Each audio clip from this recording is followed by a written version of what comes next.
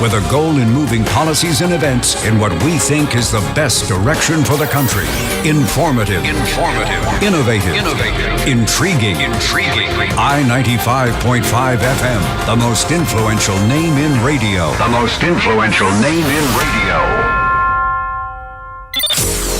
St. Augustine once said, "For grace is given not because we have done good works, but in order that we may be able to do them." Grace is a basis of our identity, our behavior, our strength, our holiness, our living. Grace is a love that cares and rescues. It is unconditional love towards a person that rescues and restores passionately. Grace is a blessing. It is a thanksgiving.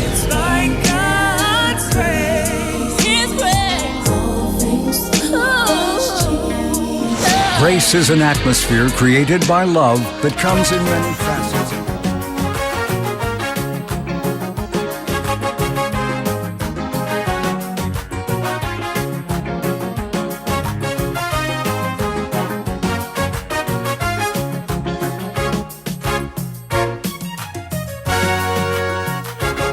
Remember Basil Davison, Guy Haywood and Brother Valentine, Beverly Jones, Brian Jefferson, the others whose lives went down on the line. I wonder if these people gave their lives for a hopeless cause. For their deaths, all those responsible people, the verdict is yours. But Trini have a funny way of forgetting their history to them like to mean nothing. The history that went down in the 1970s, as though it never was today in this century. I don't care how they try to tarnish these historic memories. I will always remember the roaring 70s. Tell them to write down this one here in the pages of history. 21st of April, in the year of our Lord, 1970. Every time I go to a bank, that's the first thing that strikes me. I wonder if these beautiful little black girls, Indian and African, recognize how they get this job. Plenty fellas lose their blood and plenty people sacrifice so that we could change that status. Remember when black people was denied the privilege to work in them banks? You forgot who gave you this advantage, but to end Jack you should say thanks. Remember when white faces used to hold the top position? So let us all give thanks and praises to the 70th revolution. But you know this funny way of forgetting your history to them like it do mean nothing. The history that went down here in the 1970s, as though it never was today in this century. I don't care how they try to tarnish these historic memories. I will always remember the roaring 70s. Tell them to write down this one here in the pages of history. 21st of April in the year of our Lord, 1970. Many people were killed.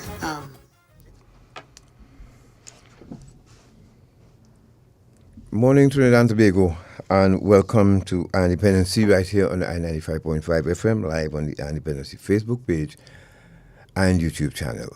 Kicking off this morning's proceedings. Good morning, Natasha. Good morning, guys, and good morning, Trinidad and Tobago. Happy Sunday to you, and we thank you for joining us, those of you tuned in on I-95.5 FM, and as well those of you tuned in on our YouTube Live and our Facebook Live. We see you. Hi, good morning.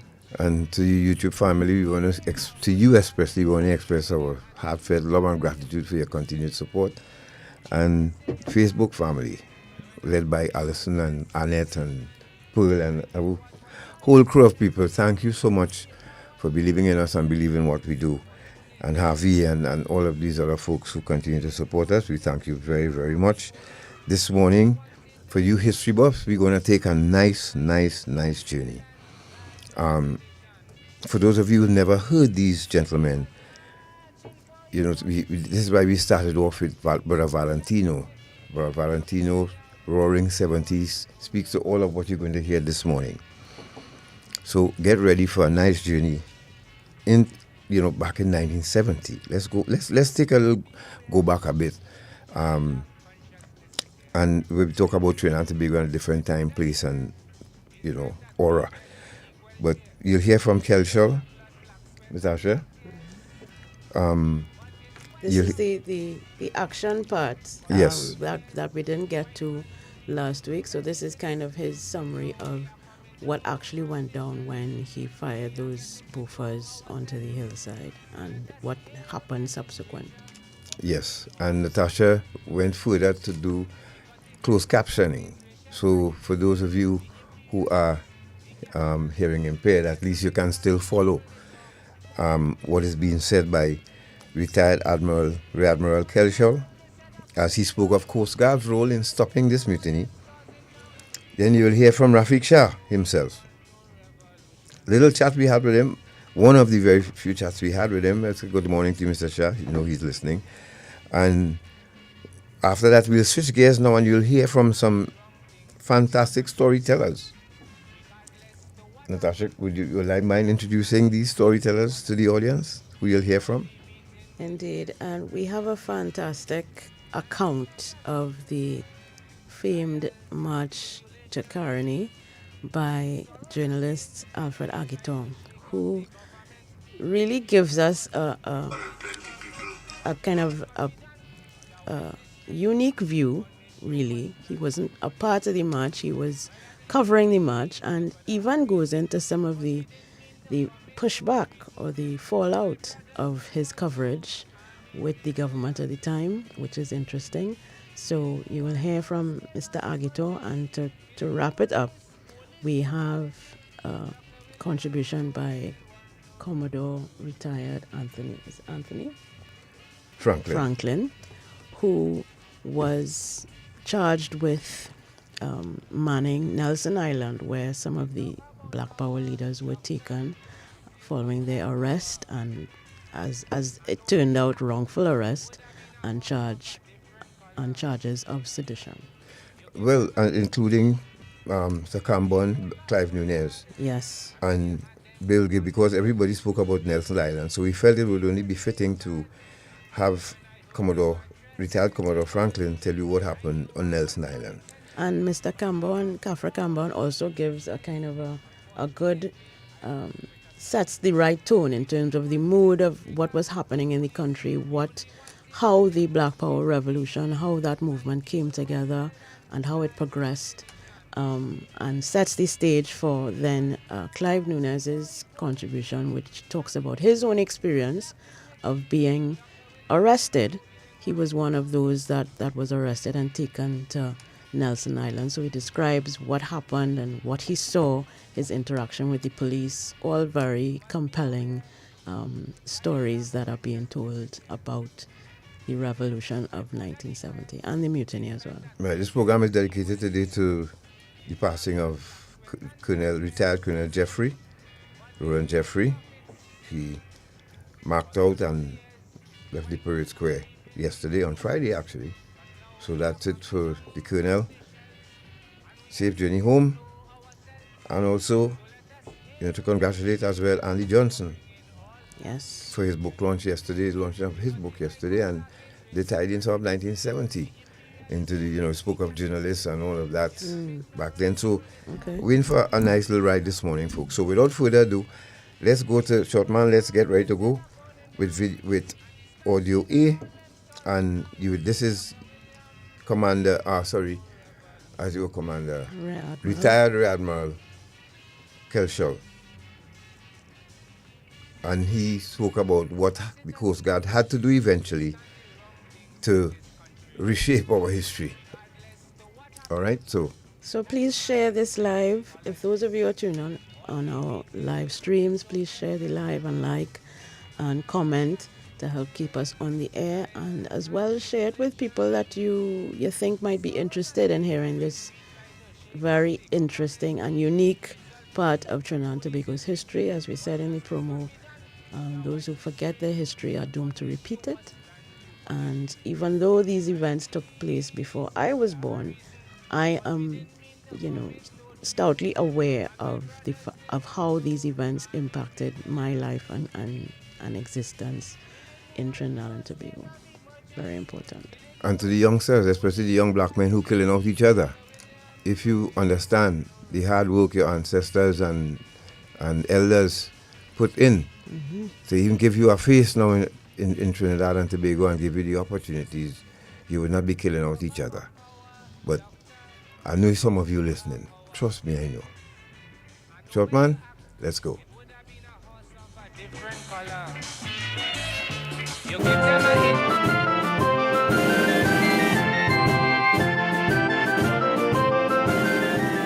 And I was a bit of a rebel myself too.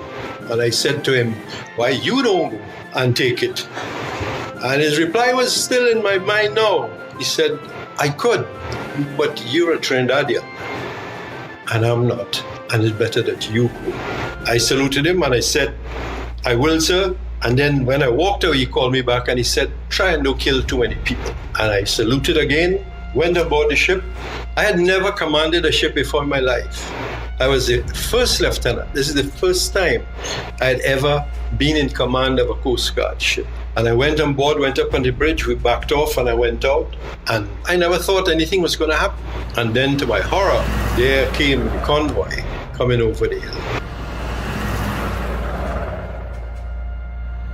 And his words were, stop it. So I wasn't far out. I was probably less than 100 yards from the shore. And I opened fire. I told the officer in charge of the gun to fire above the convoy and ahead of it so that nobody would be killed. Whether it is known or not, I disobeyed orders because the commander of the army was on the bridge of the ship next to me, Colonel Stanley Johnson. And I realized he had lost it and he was panicking. And I had great respect for a man in his position who was seeing his whole army mutinying and disobeying him. And his words were, kill them all. When I heard it, I said, I will not do that, sir. And I told the senior Coast Guard man on the bridge, take this man below and put him in the commanding officer's cabin. My job was to stop that convoy, and David Bloom had told me, try not to kill me, which is contrary to the orders I got from Stan. So I fired above and in front of the convoy. Let me tell you something about the buffers. When a normal weapon like that fires, it makes one explosion. Because of the place I was firing, the gun went off and you heard the explosion. The echo went to Little Gaspre Island and you heard another one. It bounced from there onto Big Gaspre Island and you heard a third one. So every time one round went off, it was boom, boom, boom. Very loud, very loud. And the first 3 rounds I fired, you're hearing 3 echoes coming at you. And for an army that had never been under fire, that was the deciding factor. What capped it was I came under fire. That is why I mentioned the story about the Gulf with the pirate. And there was bullets hitting the water all around the ship. And I turned to my coxswain, who was a Bajan, a very brave Bajan coxswain called Weeks. And I said to him, Swain, this is a hell of a morning for the rain to fall. And he used to stutter. And he said, that ain't no rain. That is bullet. It was an amusing thing in a very serious situation. On the hillside, one round had hit a tree and the shrapnel came backwards to the convoy. And a piece of shrapnel passed through young Private Bailey's helmet and came out the next side, and he dropped dead on the road. And for an army that had not been in combat, that had not been under live fire, to see one of their comrades die in front of them, that was it. And the whole convoy stopped dead and reversed up the hill at speed. I felt a great sense of relief and thought, well, this is the end of this. As I was backing off, an ambulance started to come down the hill with a red light flashing and a group of people behind it. Now, all my training had taught me, you can't fire at an ambulance. An ambulance is sacred. So I stopped and I fired 2 rounds very high up, but the ambulance didn't stop this time. We had put the Coast Guard bus over the road and we saw them shaking the bus and bumping it to move it. And I called Captain Bloom in Stobles Bay on the radio, and I said, "I'm helpless here, I can't fire, there's an ambulance here, and it's coming through." And when Bloom got that message, he says, "Right, stop what you're doing and come alongside quickly." So I took the ship, went back alongside Stobles Bay. He and Mervyn Williams, who had reached back from Tetron, jumped on board, and a whole group of loyal soldiers and everybody who was in Stobles Bay piled up. And then I backed the ship up. Mervyn Williams again was the captain of the ship, except on this occasion, Captain Bloom was on board. So he was in overall command. And we went back off, and he started to fire again, but not at the ambulance, because nobody could shoot at the ambulance. Again, it was just frightening fire on the hillside, and nobody took that on, and the ambulance went through. The rest of the people, hearing the Bofors again, went back to Tetron. We think, hindsight tells us, they were placed along the roadway and the hillside with GPMGs. But the attempt to go out with a full convoy was finished.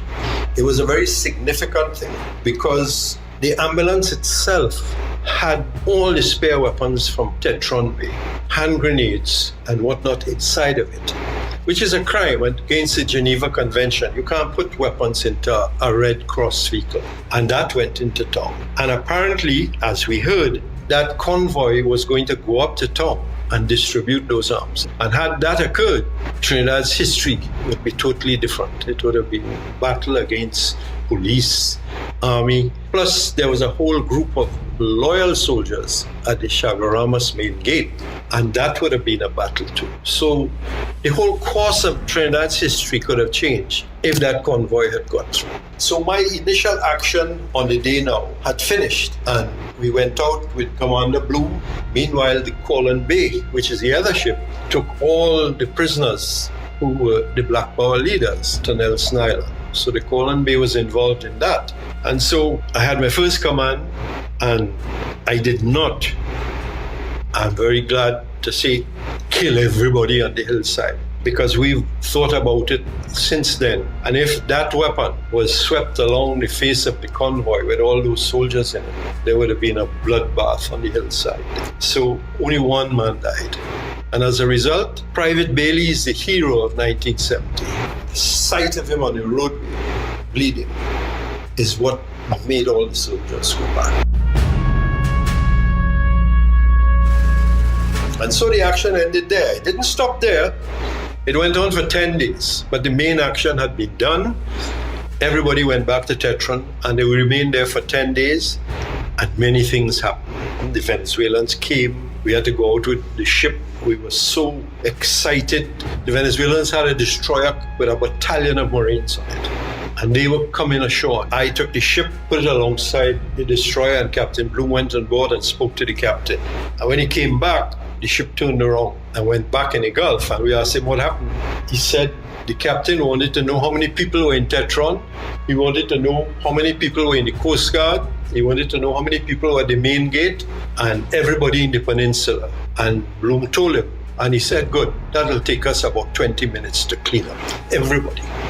So they were going to ask who was loyal, who was not loyal. They were just coming to clean up the mess. There's a lot of high political strategy, but it was an opportunity. But Eric Williams had the foresight to tell them, we don't want no help. And they went back down in the Gulf. They never left. They stayed just over the horizon in the Gulf there for the whole 10 days. Then another Venezuelan vessel came in, and that created a complete panic in the Coast Guard, because we thought that it was going to take Nelson Island and rescue the Black Power leaders. And so the people on Nelson Island went into full emergency, and our ships were placed around the island. But in fact, it wasn't so. The boat was coming through the Grand Boca and going down into Guerrilla on standby. So many different excitements came. We remained circling the two ships between Stobles Bay and Gaspre Island for 10 days, really, until we were so tired, we had to send to the hospital to get drugs, speed, and the doctor issued us these drugs to keep us awake. But even with that, after half an hour, we were falling asleep, and we were relieving them on the bridge, and the ships were at full emergency in case anybody tried to come out. It was worse at night because you really couldn't see what was going on, and we were there and nobody slept. Everybody watched the hillside in case another attempt to come out was made. On the final day, 10 days later, we were told that Seret was going in to negotiate a surrender, but we were told something else, that if he failed, we, the Coast Guard, were to go into Tetron Bay and flatten it with both ships' guns. And we had a conference, and people were given a chance to back out and say, we don't want to be part of this. But it was so serious that Seret had a tremendous responsibility to get them to hand over the keys to the bunker, which was the signal that they had surrendered. And we had a code word between him and the Coast Guard ships, which were ready to go. And the code word came.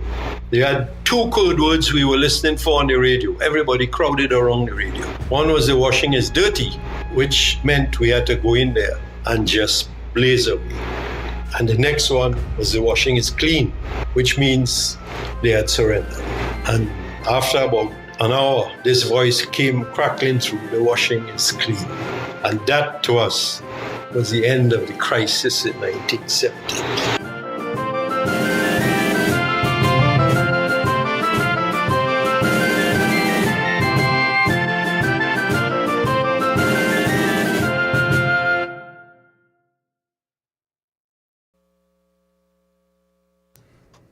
And that was retired Rear Admiral Richard Kelshaw giving a wrap-up of his account, since he was the man in charge of the Trinity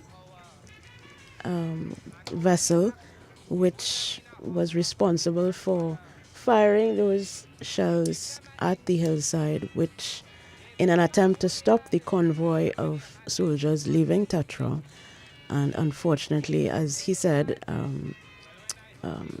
Private Bailey was the only casualty as a result of that incident. And as he mentioned, it was the only time, and he's right, would have been the only time that soldiers would have faced any kind of, firing like that, any kind of attack like that. So it's indeed unfortunate that Private Bailey had to succumb to his injury, but it must have been a very frightening time for those soldiers who were trying to get out. Now, folks, the casualty to Bailey was the physical casualty because he fatal. But there was a family, right? Again, Yes. we always speak about them, Colonel Yes. Luke's family, and who we felt were left to fend for themselves. I don't care what anybody say. We think they were left to fend for themselves, whether deliberately or unconsciously. But a mother and 5 children, about 5 children, had to maneuver their way out of all of that. They were right on the corner, and this is why we've been advocating. And we hope we may not be alive to see it, but like I said, in some dispensation of the TTDF, they may consider, because 2 lives. Compensation. For Not even compensation, I'm thinking the family of Private the Bailey corner, as well. to name it the Luke Bailey Way. So any young soldier coming to join the force and they ask about that, why they name that corner Luke Bailey Way, that will be able to help to keep the history alive. Yeah. Visitors and serving members will, every time they see that corner, will remind them of a time that the regiment was turned on its head, literally. And they could keep that history alive by naming that corner, the Luke Bailey Way. I don't see... And even preserving the house, because the house is still there. We saw it a few years ago. The house is still there, but it could be preserved and used as a kind of a museum of sorts. And as Garth mentioned, renaming the roadway. And because Private Bailey was a young married man who had twin boys at the time when he was killed. So, and we had an opportunity to meet not only the one of the twins, but his father as well, who passed recently as well. So that family indeed, as well as the Lukes, suffered tremendous trauma and loss as a result of those events. I remember I said that Bailey's father was a serving police officer as well. He was the mounted branch top man. Yep. He trained a lot of people you see riding on independence parades, for the past decade or 2. Yep. He trained those people to ride horses. So I think it's a significant tribute. Call it Luke Bailey Way, corner, drive, whatever. We still hope that it would happen.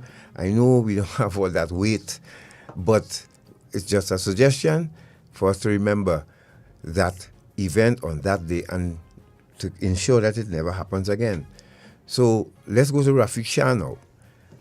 Right? If you're just joining us, you're listening to Dependency, and we thank you very much. As usual, we teaching you something this morning. This happened in 1970. And Rafik is describing the events after the actual mutiny took place. He describes some of what took place at Tetron, and as well brings up another incident that people often forget, the fact that Camp Ogden was burned to the ground. So he gives some backstory on that as well. So in case you wanted to hear Rafik, here he is. Yep. Rafik Shah. Where has Julian Spencer to draw up a plan to attack and take back Tetron? So Julian worked on the plan. Julian's plan was to come over that to get entry into Tetron. Because entrance into Tetron, you either have to come from the sea. If you're coming from the land, you have a tough penetration to come through those forests. And, well, the Scotland Bay Road, you could have come through, but we had that manned right through from the time we took over.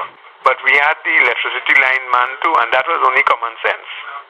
Because it gave you a nice view of anything coming through by Furnace Dock side before they came round to Coast Guard, to Stoble's Bay, and so on. But Julian's plan called for a platoon to come over the hill there and end up by the guard room and launch an attack on Tetron. So he called the 4 officers and he told them the plan. And he said, Hugh, you with me? That is Vidal. Vidal said, he shook his head. He asked Derek. Derek shook his head. He asked Ogden. Ogden shook his head. He asked Clive Walker. Clive Walker was a Bajan.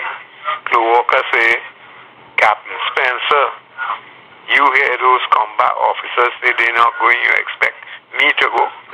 And that put paid to that. In fact, the officers at the gate, because Drayton was also there, that told Seret that they weren't prepared to attack Tetron at all, and they will only fire at us if we fired at them. Indeed, on about day 3, those fellas were in the same clothes that they had from the Tuesday, the 21st. And they had to get some garment to change, and they gave them police shirts. Somebody had the bright idea, and they known police shirts from the St. James Barracks for them. Well, men put on the shirt and thing. But when they reached a soldier named Martin Rogers, he was in signals. He watched the shirt, he hold it. He said the army shirt was catching him because 3 days they have it on. He said, but when he watches police shirt, he hold his shirt up and he say, you see me? I ain't no effing police. I ain't not wearing no shirt like it, and he threw it down. And all the men, like they were just waiting on that.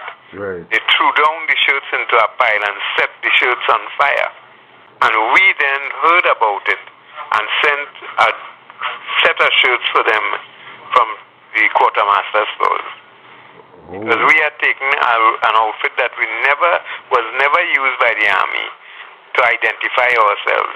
So all the fellows who were with the rebels held that combat jacket and pants, right, which the olive green, which any picture of the court martial and so will show us in those, in Rex and I, anyway, in those jackets, and most of the other soldiers wore that. Okay. So you had that, and there's another thing that people have to ask themselves.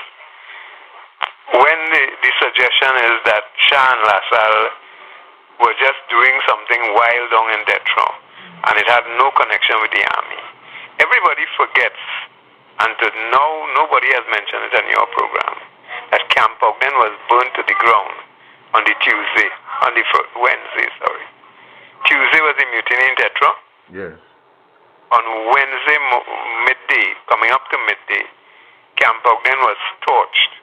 Now, there was no direct connection between us in Tetra and the soldiers in Ogden. So we couldn't tell the soldiers what to do or what not to do. But clearly soldiers decided that they were going to do that because those buildings were condemned anyway. In fact, I heard later of a certain corporal who did it. And I heard there was a family that lived downstairs, one of the buildings that was used as an officer's quarters and mess upstairs. And downstairs this family stayed. An Indian fella with his wife and a couple children. He was in charge of taking care of the military cemetery nearby. Okay. And the corporal set fire to the building that was nearer the road, which is, well, there's a rebuilt barrack block there now. And the other one that had the officer, he went and he told the lady that the building was on fire to get out the children. And she ran out with the children, moved out of the building, and then he set the building on fire. When it sounds like it's a couple madmen, I mean, I accept, and I have said myself, in fact, I wrote something I was reading that I wrote since 2000, the other day. And I see where I said, I was the only Indian officer in the regiment. Yes. And these soldiers who were 90% to 95% Afro-Trinidadians follow this one wild Indian who they could have killed any time because I had to sleep sometime, right? Rex and I slept in shifts. So no two of us were not sleeping together at any one time. Right. Well, except the first night when we had snatched a couple hours rest because we had to get up 3 o'clock in the morning to put the camp on alert because we expected a counter attack.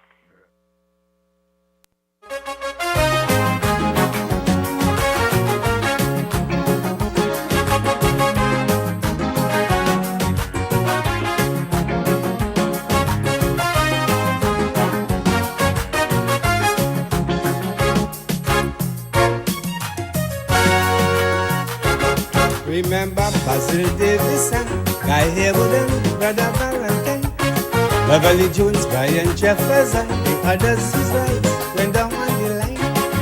I wonder if these people gave their lives for a hopeless cause. And for their deaths, all those responsible people, the verdict is yours. But Trini have a funny way of forgetting.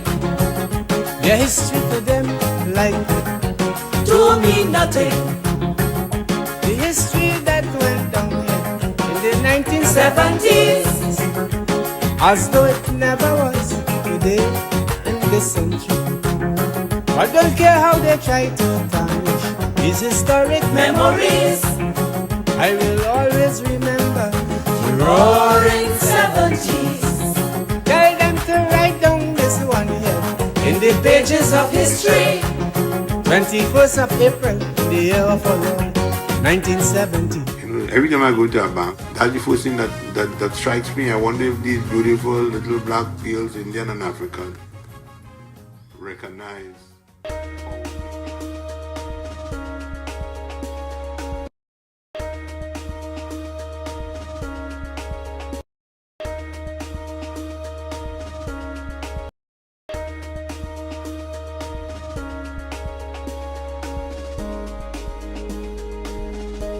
My advice for kids, for young people who are using these products, if you haven't started, please don't try, please don't start. There's a tremendous amount of curiosity about them, but we can't tell you if you're the kid who's going to become hooked after your first few puffs. For kids who've already started to use these products, it's a great idea to try to get yourself off of them. And there's many ways to do that. There's actually a new text-based program that's called This Is Quitting that is put out by the Truth Initiative, and that's a program that's available for free. It is a social media-based program. People could use it to try to help themselves get off of these products. If you are having difficulty getting off of them all by yourself, you can reach out to your physician, see if they can help you with nicotine replacement therapy, which may be of help for people who have serious addictions and are having trouble getting off of them.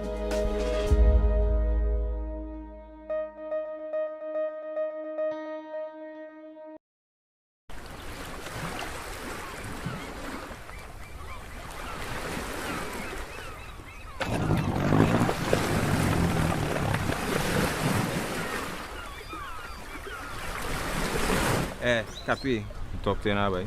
Got a small work for you to do. You make a quick 10 G's. What you gonna do for me? 10 G's? Where's that how I do that, boy?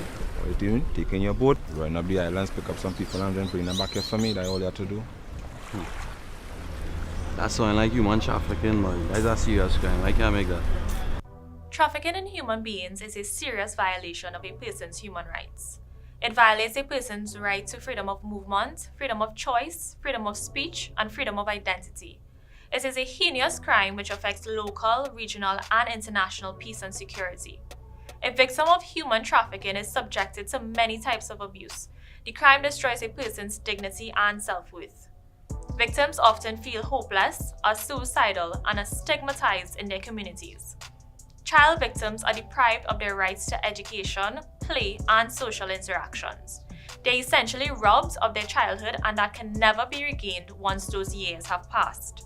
If we do little or nothing to fight against human trafficking in our country, we can face economic sanctions from international agencies and partners. Our country will be losing money. Doing little or nothing to fight against human trafficking will tarnish our country's international image and, most of all, the value we place on human life. Human trafficking is no respecter of persons. Anyone can be a victim. So let us all strive to safeguard human life and dignity in Trinidad and Tobago. We are the Counter-Trafficking Unit of the Ministry of National Security, Trinidad and Tobago, safeguarding human life. Eye on Dependency with Garth and Natasha. Reality radio, at its best, where every life is a biography. Sundays, at 10 a.m., and exclusively, on 95.5 FM. And streamed live, on the Eye on Dependency Facebook page, and YouTube channel.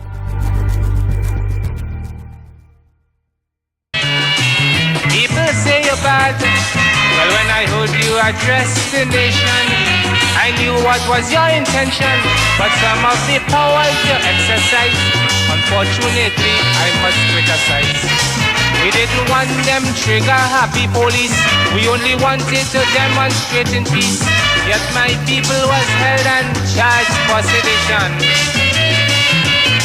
We was marching for equality, black unity, and black dignity. Dr. William, no, we didn't want no revolution.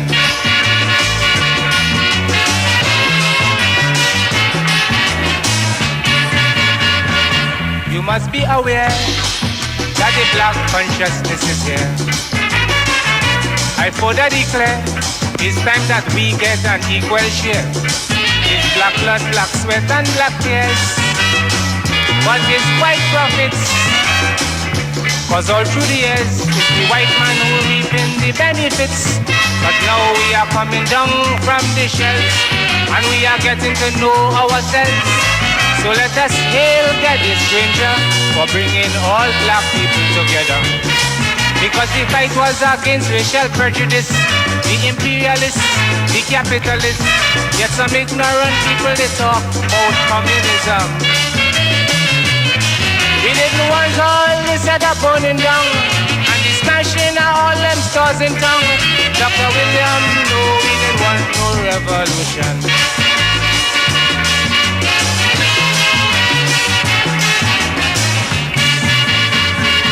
A citizen should withstand the wrong things in this country. Regardless to what happened, that is my ideology. All we meeting with is oppression and a set of strain, trials and tribulations, sorrows and pain. When we try to shake up the government, the result was police ill treatment. But justice must be done, otherwise history going to punish you worse than you punish me. Well, at least you could have a reason, cause we didn't mean to commit no treason, and my brothers didn't want no army rebellion. We didn't want no state of emergency. We didn't want this police brutality. Dr. William, no, we didn't want no revolution. And that's right. We don't want no revolution. That's Brother Valentino chronicling the events of those fateful days in 1970. And let's go straight now to Kafra Kambon. Let's start with him. Let's hear how this thing got started, and then ending it off would be Commodore Franklin. Let's try and hear from Clive Nunes and journalist Alfred Agito, as he's, that man is a fantastic storyteller. Can't wait for you to hear his account. Indeed. But we start with Kambon, who, as I mentioned earlier, gives an account of how the revolution, as such as it was, got started, what was the reason for it, some of the things that occurred up until the 21st of April. Here's Kafra Kambon.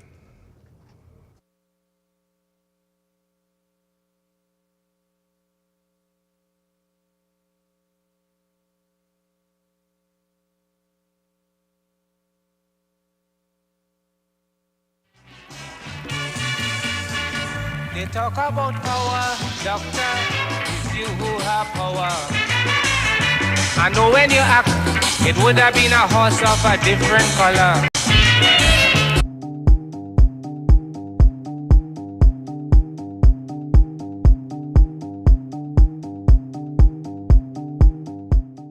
I'm Kafra Kambon. At that time, I was known as Dave Dabo. I was at the University of the West Indies up until February and May of 1969.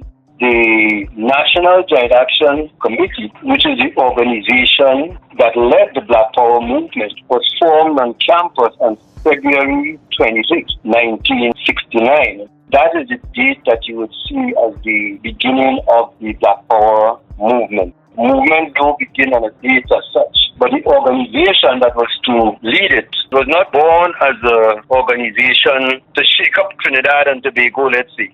It was really a matter of mobilizing national support for a number of Caribbean students who had been imprisoned in Canada, charged for burning down the computer center at what was then called the Sir George Williams University when they were protesting against racism. And we had called together a number of organizations to rally behind the cause of the students, and an indication of the mood in the country at the time. Also, an indication of the activism of the students at that time is that you had attendance from trade unions, you had attendance from a number of grassroots organizations that were developing, especially in the urban grassroots areas, strongly influenced by the cry of Black Power. So you had this mixture of students and community activists and trade unions and so that came together to form an organization that was going to fight the issue, mobilize public opinion here on that issue in Canada. So that is how it was formed. But of course, the people came together. I mean, when you're talking about the trade unions at that time, were people who had deep social concerns. They were not your normal reactionary trade union only fighting the straight wage issues. So people who were looking at change in the society. And then you had these organizations that were inspired by Black Power. They were holding public meetings and mobilizing in their areas. Many of us at the time in the Caribbean, and this is an important point, you had a movement towards independent thought. There was a group called New World Group. Lloyd Best was a key figure, and he was a lecturer at the university in Trinidad and Tobago at the time. He was a key figure in that New World Group. Gervin was also a key figure. What you basically had was a group of lecturers and academics who were very committed to the idea of development of independent thought so that we can analyze our region, not based on fixed formulae which you learn in school, but now that we begin to see what are the proper categories of analysis for our own society and things of that kind. So you had that mood of independent thought, and you had that stimulation of that term Black Power, connected with such force at different levels, tells you it meant something to us in terms of the way we experienced our social reality. And that is where the persons who formed the National Joint Action Committee, in an environment of commitment to independent thought, began to shape a whole ideology of change that was labeled Black Power. but really not a copy of the United States situation. It's totally different to what our situation was. So 1970 rolls around. Could you give us a sense of what was happening up and until the state of emergency was called on the 21st of April? 1970 itself built on a number of developments in 1969 because the type of organization that NJAP was, it got students involved in trade union issues. And one of the things that was building up to 1970 had to do with what was happening in the trade union movement. You had a big bus strike in 1969, and coming into 1970, the students were going on trial. That's in Canada. So we're looking at something external to the society again, and a kind of continuation. Students were going on trial on February 26, 1970, in Canada for arson and all kinds of criminal charges. So the university students decided to protest. And it wasn't a massive protest. There was no mass mobilization for it. But you find that a few representatives of trade unions were there. 3 particular trade unions, the Oilfield Workers Trade Union, the Transport and Industrial Workers Union, and you also had National Union of Food, Beverages and Allied Workers under a man called Francis Edo. That union collapsed a few years later. So you had unions, students, the bus workers, and everything on February 26, 1970. But they were just token representation. The grassroots groups, the unions, 1 or 2 people came out just to show solidarity. So you probably had about 200, a little more than 200 students, and you must have had 15, 20 people who were not students. It is the events of that day that changed the dynamic. We went to the Royal Bank of Canada, and we went there because this was an all-Canadian-owned financial institution, and our thing was to put the institutions that belong to Canada under notice. So we took our protest to the bank. Clive Nunes, who had money in the bank at the time, went in the bank to demand withdrawal of whatever money he had there as part of the protest. Other members of the demonstration went in as well, all very peaceful, but the bank called the police. Or the police were there from the start anyhow because it was a demonstration. And the police came in. I believe additional police would have been called, perhaps. But they came in and they started to really rough up people, most of whom were students, and treat them badly and to throw them out the bank. So people were being beaten and dragged out and shoved out. And it was pretty rough, unnecessarily rough. And maybe it had to do with the colonial psychology and what a bank represented. A bank worker then didn't look like you or I, except for the doorman, because this was a period when Trinidad was a very apartheid society. There were some jobs that white people or very light-skinned people could get, and people like us, no matter what the qualifications were, could not get those jobs. That created an aggravation, which led people to move from outside of the bank now, cross the road, to a store that was owned by the brother of the then Minister of Home Affairs, it was called. The equivalent of National Security was a Montano. The demonstration walked through the store, still a very small demonstration of 200 and something people, but walked right through the store. Nobody picked up anything, wasn't a steal, was a way of sending a notice, and then headed up along Independence Square north and headed eastwards. The Catholic Church had come out totally denouncing the students. They're not waiting on no court. They were calling for vicious punishments of these black students who dared come into Canada. And there were a number of Caribbean students that were on trial. And the day that they are going on trial, you have the Catholic Church denouncing and calling for blood. It is the Catholic Church in Canada that was denouncing the students. So we really went in the church just to send a quiet message that we don't like what the sister organization in Canada is doing and the stand that they have taken. And it was a very peaceful demonstration that went into the church. Some people went up onto the pulpit area and so on, and whoever was the priest in the church at the time, I can't remember his name, but he came out. And that time, everybody was either white, near white, or something who had hierarchy in the Catholic Church. So the Catholic Church itself reflected the racism that you had in Trinidad and Tobago at the time in terms of its hierarchy. And there was some discussion between the priest who had come out and those who were part of us who had gone up onto the altar area. Just quiet, cool discussions, and I believe Daga spoke to the people who had come into the church. And when we left after a peaceful demonstration, nobody disrupted anything. The only thing, somebody put a flag over St. Peter or somebody's head, put a black flag. And that was like, God, all these white images, you know.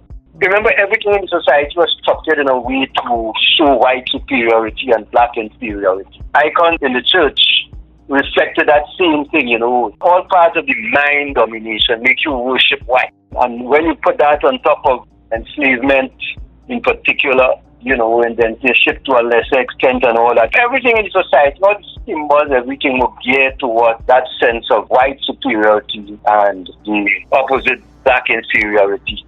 So that is why that irritation of that, because remember we are talking the language of black power now, and people are therefore very influenced, the sense of pride and self, wanting to see what is sacred to them represented, the way they look and all of that. And therefore the dominant white images become offensive when somebody takes the initiative and covers that. But when the news about the demonstration in the church hit, a lot of people just came from everywhere. So two things were happening. After this demonstration went into the Montano store, a lot of other stores, as the word spread, started to let go their employees. And many of them were coming in that direction because they were going towards the bus terminals to get their buses to go home, their taxis. And as the news hit the radio, they were joined by a number of people coming from surrounding communities like Laventille, East Rye River, and so coming now to see what was going on and to become part of this. So by the time we moved from the church to Woodford Square to hold one of the first Black Power movement in Woodford Square, you find that you were talking about thousands of people. So that was the first big public meeting for 1970. From there, it escalated because first you get this very large meeting, and we are not just talking about the students in Canada. That's the core issue that has brought us together. But looking at the Trinidad and Tobago society and the racism that was embedded in the society and even reflected in the church. You know, there are things that another generation would not know because they grew up taking some things for granted. But you take the churches, the Anglican and the Catholic Church. Before the Black Power movement, you could not have steel pan in church. That was saying, in other words, that something was wrong with our national instrument. It did not reach a level of sacredness. It could not be used for a sacred purpose.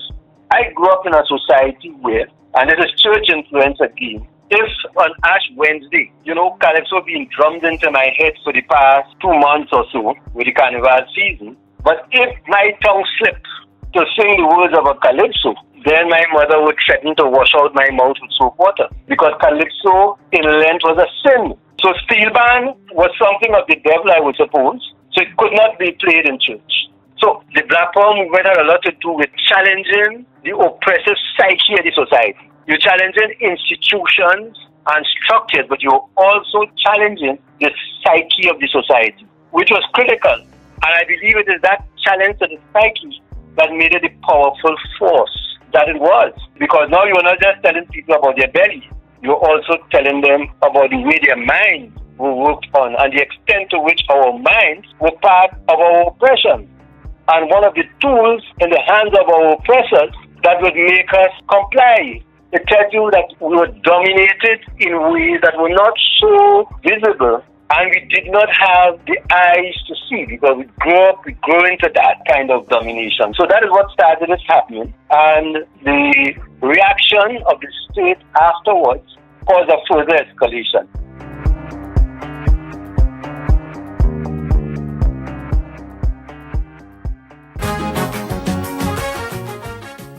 Right, so that was Kafra Kambon. And, you know, I just want to, before we go to Clive Nunes, I won't take long with this, but first of all, we want to thank them for the work that they did back then. And this is all about empowering people, empowering a certain class of people. And I remember when the now Prime Minister, back then as a honorary minister, I can't remember minister of what, but he spoke about getting more programs for young black men to empower themselves and understand their power. And I think when people hear black power, they feel it's physical might. And I do equate black power to physical. It shows We just want a place to showcase the power of black people's thinking, skill, artistry, everything, intelligence, academic and otherwise. And that's what he tried to do. And I remember he was almost tarred and feathered for even suggesting that. He was labeled a racist.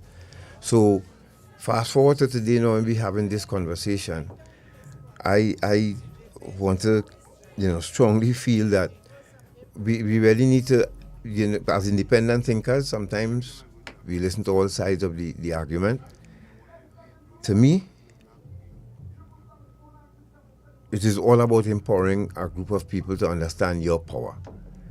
And, as African people, we really need to emancipate ourselves, especially youngsters, from what you all put in this country through right now, and destroying your own race. Because the more you get killed, it's the less, of us will be left soon. Because you notice a lot of young black men getting killed in this country. For what? When your ancestors and elders fought so hard to even, give you a name. And with all the struggle that you still have, we're still trying to end the generation, or the race, as it were. We really need to wake up. So, can we go to Clive Nunes now? Sure. All right, so let's hear Clive Nunes' account on what he experienced. We're trying to keep it tight so that we could have a little interaction with you, or try and get everybody testimony in. You're listening to Dependency. If you're getting, as usual, if you're having problems on Facebook, please join us on YouTube so that you can follow this story and tell it to your children and great-grandchildren, because you're hearing it from those who were there. So let's go to that. Clive Nunes.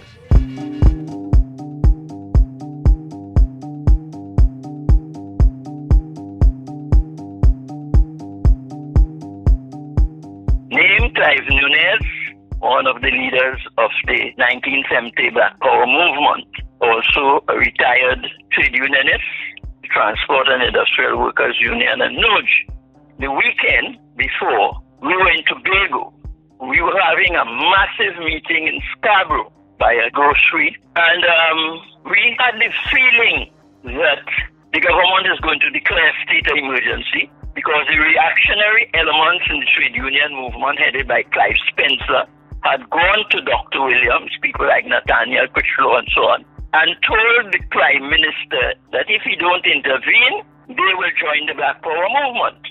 So we knew that that was coming. But this also indicated, after the failure of the march through Caroni to Cuba, when we failed to stop it, we knew that Bades also said to Dr. Williams that if you're not intervening in this, I will join the Black Power movement. Because what happened, the Governor General at that time was Sir Solomon Hochoy. And Dr. Williams wanted Solomon Hochoy to declare the state of emergency, and he said he not going to declare it. So the next thing, Hochoy went on leave or sent on leave, whatever it was.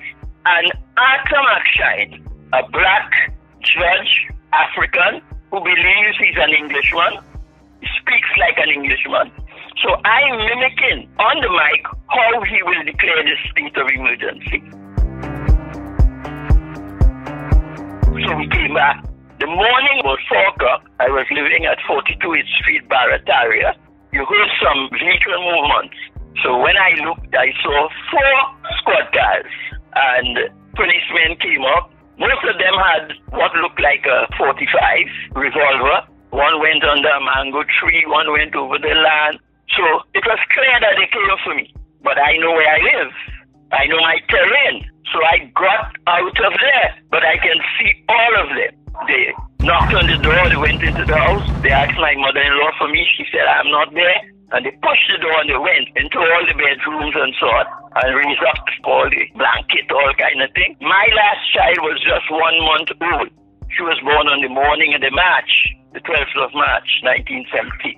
And they're looking all in the bassinet and so on. Then they left. It was clear to me that they were now going to go up to Sao, where my father lived. So I called my father and told him, they came for me, but they're coming up by you now. So my father now opened up all the wardrobe, the cupboards, everything. waiting for them. And they came. But the man who was in charge, I can't remember his name now, but he and my father had sat the exam to get into the police service, in which he went, but my father declined. He said, Mr. Nunes, yeah. He said, Clive Nunes is your son? He said, yes. He said, well, we come for him. My father said, he don't live here, but I have everything open for you all to see. And then he said, oh, Mr. Nunes, no, Roddy boy, I'm gone. And they went. I immediately called Lennox Pay. And I told him what the situation was. He said, all right, he will call Alan Alexander, and Alan Alexander will pick me up in Barrett area and take me to headquarters. So Alan passed. We went down to headquarters. When he spoke to the receptionist there, he said he knew nothing about I coming there. And we began to walk out of headquarters. And then he heard two other men from CID clapping. They were in plain clothes and tell us to stop there. So we stopped at the step, and they came and they said, all right, both of you come in. Took us into an old room in headquarters there. It had benches and so on, like they used to stack things in there. And then the police told me to go behind the third bench and stand up. So Alan Alexander says, well, why? What do you want him for? Are there charges? What is going on? And they're not answering him, and he asked them about 3 times. And then the police said, Mr. Alan Alexander, if you continue asking questions, I'll put you behind the third bench. And Alan took off. Eventually, Burroughs came, and he had this weapon, and he was telling some of the policemen who was there. There was one who was very hostile. And Burroughs turned to him and said, I am leaving Clive Nunes here, and I don't want anybody to do anything with him. He said, I am leaving now. Well, I know he's leaving with them now. I said, Randy, you shouldn't talk to the police like that. I told him that. He said, Nunes, you don't know that. I said, I know that. I know some of them. And he left. And from the reports he got, he went straight up to NJAC's headquarters in Waterman Road in Belmont. Sometime later, they took us down to Stovall's. Well, we didn't know where we were going. And while we were on the way, which after we understand is headquarters, the Coast Guard, there was this red touring, how do I call it, Morris Minor, driven by Julian Spencer. And one of his hands had something like a bandage. And he was speeding going down in opposite direction to us. And we went in. I had to go in last. We had to climb up some steps and go up to an office there. So the others went. Kambon, and a number of people. And when I went up last, there were 2 soldiers or Coast Guard. As I reached up to the top step, they had 3 rifles with bayonets, and they just put it across my face like an X and said, not you. So I stood up, and then 2 other uniformed persons come and tell me, follow them. And I must walk in front. And I walked in front, went down east of the jetty, where there was one of the ships there, Colon B, and they make me climb over a seawall, and they put me into a little changing hut. They put the lock on it, but they didn't catch the lock. But one of the persons, I knew him. He was from San Fernando. So while I was in there, I was talking with him and so on. And they knew nothing. Then when I peeped through the door, through the crease, I saw Kambon and they walking on the jetty, and they went into the Colon Bay. They went before me. I had to climb over the seawall again. And when I reached onto the deck, there was Laurie Goldstraw, who I knew because I knew him and going to police and so on. He was the deputy, I think, to Bloom. And he shouted out, put Nunes behind the big gun. That's the buffer. So I was put there, and there were 2 or 3 special branch police that I knew also. Well, I heard some shots. So I was looking around. When I looked, I saw 3 females, their hands up in the air, walking along the shoreline. But they don't have no beach there. And I saw some uniformed persons behind them. After that, I realized the boat is now leaving. As the boat was leaving, because I'm on deck, I am seeing a little dingy coming with a man with a helmet, with pieces of bush all on top of the helmet. And they came alongside. Then I heard someone call him Stanley Johnson. And he asking, Laurie, what's happening? Whatever they talk and so on. Eventually, the dingy turned away and we came on that. Not knowing where we going. When we arrived, it was Nelson Island. And there was another boat because that ship was way above the jetty. So you couldn't come off from the ship onto the jetty. So that there was Richard Kelshall, and he was standing up on it. And we now had to go down onto a smaller launch and then get onto the jetty. So Richard telling us, jump down. And we said, but look at this thing there. He said, well, it could tell some of you jump there and dead. It's better for we. He said that. Well, then it came closer and then we came down. And then we took onto Nelson Island and up where there was what turned out to be a dormitory. And I remember Anthony Franklin, and I saw him there. And there was a mat on the floor with a bag, like a sugar bag, and with chalk mark, welcome. So we went in there. We have no clothes except what we had on. And then all during the day, there were more and more coming in. Because there's no windows, no doors, we were told we cannot come out the building. And I remember seeing Abrams. And then there were two others in short pants. So eventually, I get to know one was Thomas and one was Hercules. And then there were complaints also by some Coast Guard. They had nothing to eat, nothing to drink. They can't make no coffee. So you're hearing all those kinds of things and so on. And for 1 week, we couldn't wait in the same clothes. So I think it was the Saturday. It was taking us in batches down close to the jetty. We have a little beach area. More gravel and so on that beach. So we went in there and bathing. And then there was a pirogue that was coming. Now, there was a Coast Guard. He was on a big stone. And he had this weapon on the tripod. And I know that as this pirogue was coming, they were making signs and telling them, go back, turn back. But then it continued to come. And the next thing we knew was shots were fired over our heads. And we say, take us back inside. So we went back inside. One of the days we saw some battleships. One was written in Spanish, right? Well, we didn't see them come ashore. We just saw them there, and then eventually they turned and went back. But the other day, there saw some other bigger battleships. And as they were coming closer, you see the American flag. But it didn't come close. So we were there, we talking and so on, and getting to know some of the Coast Guard people and so on. Because we are about educating people, telling what this thing is about, you know, what is the movement, you know, all that kind of thing. On the Sunday, about 2 o'clock, we saw some policemen came in plain clothes.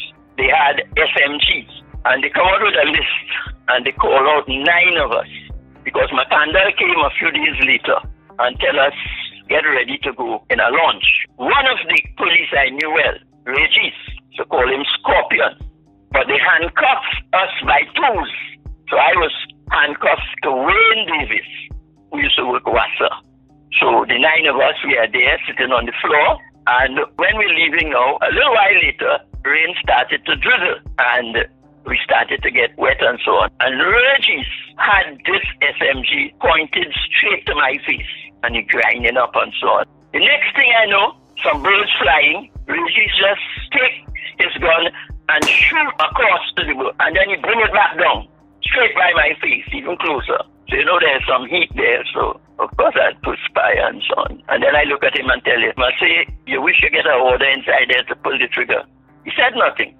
None of the policemen spoke. When we came down onto the port, there was Edgar Wilson. He was an inspector. And we say, well, where are we going? Wilson said, well, we're taking all your the new government. And he laughing. And they took us up to the Royal Jail. When we reached up at the Royal Jail, we were each handed charges of sedition. 9 of us. The police was there handing out these sedition charges and so on. And we went past the remand yard and we went to the condemned section with each of us in a cell. We challenged our arrest and imprisonment. A few of us, George Reeks, Kafra Kambon, and the matter went to the court. The judge was Justice Hassan Ali. When we saw what our lawyers were doing, we realized they fight in law, we fight in politics. And we just dislodged our lawyers and we did our case ourselves and we were putting on trial Texaco and Tatum Lyle and the multinational W.R. Grace. We were putting them on trial and eventually Hassan Ali ruled that we were illegally arrested because the state of emergency was not yet declared. So we won the matter, but they took us back to the royal jail because our clothes was there and so on. And when we went in and we took up our clothes and we came out, we met more police in the public area, and they now hand us a correct detention order. So 9 of us were charged for sedition. And I want to make this point. The bad British colonials in their whole history charged 2 persons for sedition. Huma Uriah Buzz Butler and Elmer Francois. Elmer Francois won her matter, and Butler years later won his matter. There's the famous judgment, Butler versus the King. But he had already spent 2 years on Nelson Island. And then when the war broke, he was again arrested and put from 39 to the end of World War II. They began the sedition trials. And do you know who was the prosecutor? Anthony Carmona. This is our history. I knew Rex LaSalle because his father was the traffic manager in the Trinidad Government Railway, where I worked. But I knew Raf before, and a number of other soldiers I knew, because I knew a lot of soldiers used to be participating in the demonstration. And a lot of them were in Basil Davis' funeral. So when that action took place, it never surprised me. So I want to make a point on that, because I hear Richard Kelshaw and other people talking about that 1970, we put a stop. No. I am saying what Rex and Raf and Bazi, the action they took, prevented unnecessary bloodshed, because it would have ended up on the streets with also soldier versus police.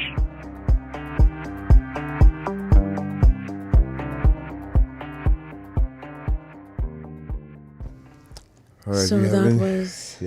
Yeah, apologies for that little break in transmission. The internet is giving us some trouble. So you just heard from Clive Nunes, who gave his account of what he was involved in and what he participated in re the 1970 Black Power Revolution. And I think it's instructive how he describes, and other speakers before, Kambon alluded to it, Shah alluded to it as well, the kind of fractious relationship between police and soldiers. And also Clive described some of the treatment, and Shah also described some of the treatment that citizens were subject to at the hands of police. Yeah. Well, after this break, you're going to hear from Alfred Agito now, as a journalist who witnessed this march that happened. If you're just joining us, you're listening to Dependency, and we humbly apologize, as we like to do it goes in and out. Those of you having problem on Facebook, YouTube, that break there was because of the internet, and it continue to happen. I don't know. I'm not hoping that people don't want. It's not that people don't want to hear this history. I'm not even going there. But I'm just finding it really difficult to deal with. That we trying to educate our public, and technologies sometimes don't cooperate. But those of you who sticking with us, thank you very much, who managing to stay, especially those of you on YouTube. And remember, please, while you're there, remember to like and subscribe to the channel. Please. And let's go to a break. After this break, when we return, we hear from Alfred Agito. And as a journalist, and all you journalists out there, young journalists, listen to our storytelling here. It's amazing. When we return, Alfred Agito.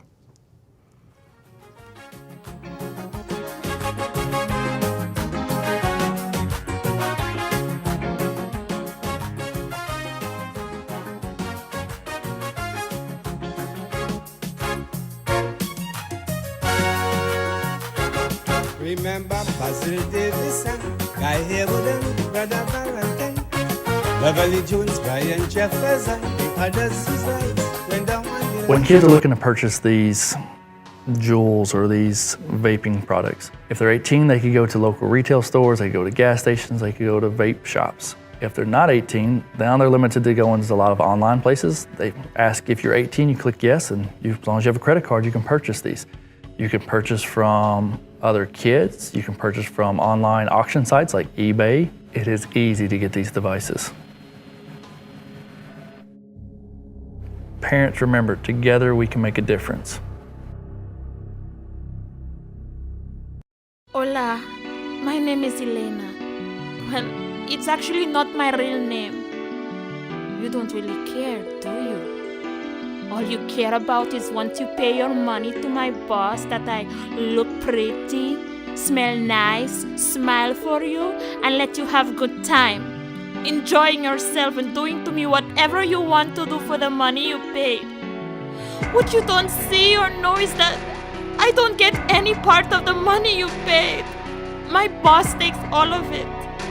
I am forced to work, taking as many clients as my boss tells me to. I am beaten, made to take drugs, and I cannot leave this kind of work on my own. I am a victim of human trafficking. Please, por favor, help me.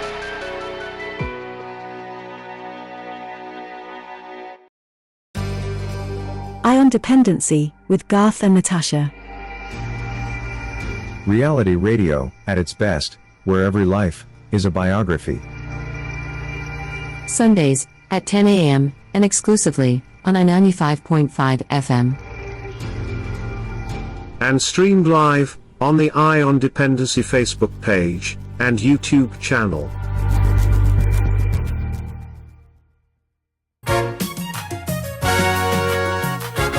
Remember Basil Davison, Guy Haywood and Brother Valentine, Beverly Jones, Brian Jefferson, the others whose lives went down on the line. All right, so let's go straight to now to hear storyteller par excellence. And good morning to you, sir, if you're listening. Yes, Mr. Alfred Aguitor. Here's his story, and I'm sure Andy Johnson and those other journalists who attended that book launch, his book launch yesterday, From Lost Bajo to the World. Yeah, and Mr. Ashton Ford, Mr. Lee Singh, special morning to all of you. So let's go to Alfred Aguitor now. Let's hear what he had to say and what he saw. How they try to tarnish these historic memories, I will always remember the roaring 70s. Tell them to write down this one here in the pages of history. 21st of April, in the year of our Lord, 1970. Every time I go to a bank, that's the first thing that strikes me. I wonder if these beautiful little black girls, Indian and African, recognize.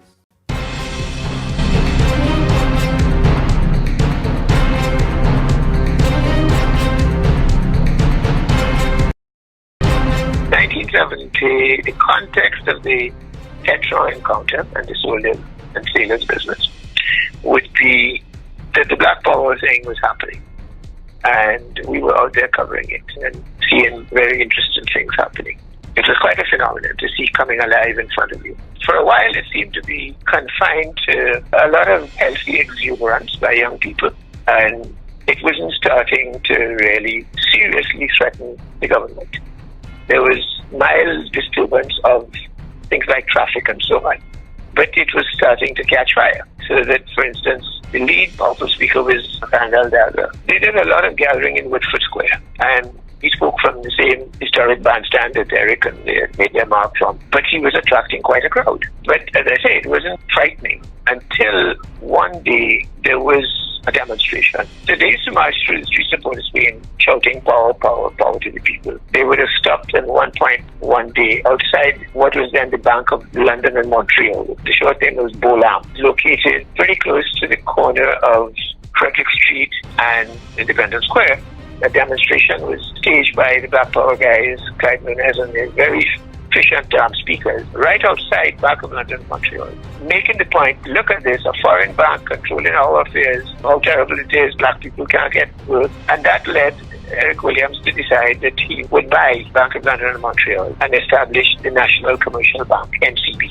So that was one of the very telling effects, very quickly made so, of the Black Power moving around the city and making their mark. Then we'd see them coming up to Neil and Massey's location on Edward Street, closer to Park, when seeing the whites in Neil and Massey kind of hiding behind those expanding gates that the places had in those days. And the one guy who came out was the HR guy, Cyril Greenwich. He was black and he stood on the pavement, and we looked at it and shouted power to the people and then move on.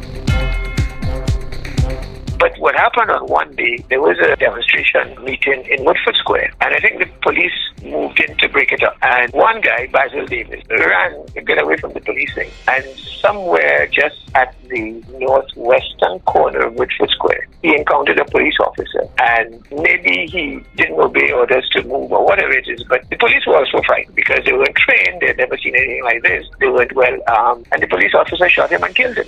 Well, that inflamed the movement. Now we have a martyr. And there was a massive funeral in Woodford Square with the body of Basil Davis lying and the casket on the bandstand. And so it had fantastic speeches being made and high fever emotion running around the place. Again, the police broke that up, and I remember going to cover it because 610 Radio was right there at Abercrombie Street. I walked to the square, and we had shots being fired. But they were firing shots from those old 303 rifles up in the air, not at people. But we didn't wait for that, so we took off scampering. In those days, journalists around were like John Babb, he was there that day. Freddie Howard, my colleagues, he was there. Raoul Pantin was there. And maybe his brother, Dennis Pantin, he worked in the newsroom for a while there. So we all scampered back. So that started to increase the tempo and the tone of the thing.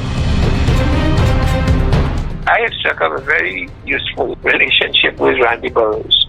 He was then assistant commissioner. Tony May was the commissioner, Trinidad white guy. Randy had an office downstairs, so I would walk across to police headquarters. I would flash my press pass, go inside, go across the courtyard, and go into Randy's office. But I witnessed a couple of times when the police would bring in demonstrators, and they would beat them in the courtyard. One particular incident took place. They said the police were shot at on Prince Street or somewhere, Batterstone.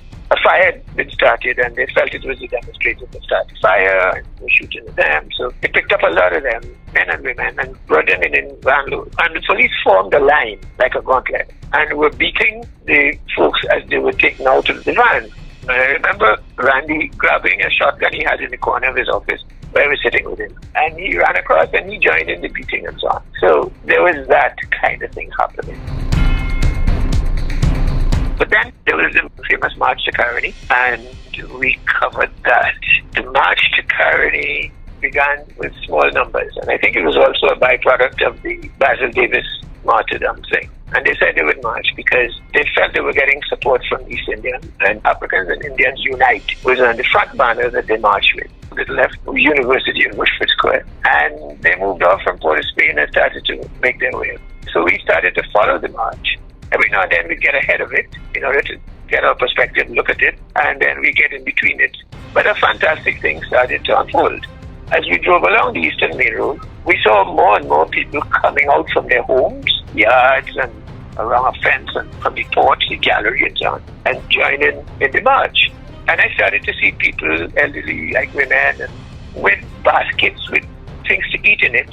So they were seriously prepared to stay with the march. Okay, so we kept going there and covering it and doing reports on how the march was going. We got ahead of the marchers when they were starting to go through the Sangwon area. And I remember we parked in the Mount Hope area, and we were looking at the march, and the march came around. There's that slight drop as the road starts to go through Mount Lambert. And when I looked, I saw the size of the crowd, and they were moving at a good clip. So I was seeing how it was spreading and looking enormously large. They were now filling the width of the Eastern Main Road. No traffic was moving, and they were fairly deep. There were people from edge to edge of the main road, and then in a long stretch backward. So when the march came down towards Mount Lambert, the tail of the march was still in the Pittsburgh area. Police gave us numbers that would have been in the thousands. We did our own count. So in my report, I had mentioned two things. That the march had now gathered the strength in numbers of thousands, and I didn't know at the time that somebody had called Prime Minister's office to tell them that the government-owned station was covering this anti-government march and had been doing what the reporters may have thought was a great job, but it really politically was exciting people and encouraging them to join the march, and that was perceived to be a government disservice and so on, because we knew that the hot point was going to be the house of Badis Agan Maharaj. He was the head of the union for the cane farmers. He was the Hindu leader of all East Indians. He was bigger than Sat Maharaj. And somebody had said that the Black Power March would not be allowed to passage through Karani. The East Indians there would come out of the cane fields and attack them, mutilate them and all sorts of things. Because the cry Black Power seemed to alienate East India, although there were a number of East Indians in Enja. So there was this scare that Badis would trigger his henchmen, his shooters, cutlass wielders if the march entered into the Karani area. So question was hanging over the thing, should we take the chance to try to walk through Karani Limited in order to do this gesture of joining with our East Indian brothers and sisters? Or that would be too dangerous and we shouldn't go and provoke people who could end up attacking us. They didn't know what Badis would do, and we figured that was a hot spot, a touch point. So we raced ahead in our car. Badis' house was at the corner of the Eastern Main Road and Sagan Drive, facing the Eastern Main Road. So we swung up Sagan Drive, turned the car around to face the Eastern Main Road, to see the back of Badis' house, to be there to witness what would happen when the Black Power March reached to Badis' house. And there it was.